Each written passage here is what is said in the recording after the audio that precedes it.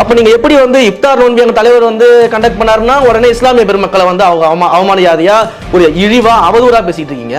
இன்றைக்கு அவருடைய பேர்ல வந்து ஜோசப் அப்படின்றது இருக்கிறதுனால அதை சொன்னா ஓட்டு கிடைக்காதுன்னு சொல்லிட்டு அந்த பெருமக்களையும் நீங்க இழிவா பேசிக்கிட்டு இருக்கீங்க. இன்னொரு பக்கம் வந்து கட்சி வேட்டி கட்டினா வந்து நீங்க பொட்டு வைக்காதீங்க, அப்ப யாரு சங்கின்னு தெரியாதுன்னு சொல்லிட்டு ஒரு மூத்த தலைவர் பேசுறாரு. அப்ப எப்படி நீங்க வந்து எல்லா மதத்தையுமே, மத நல்லிணக்கம் தானே இந்தியாவுடைய அடித்தளமாக இருக்கு, அதுதானே மதச்சார்பின்னு நம்ம சொல்றோம்.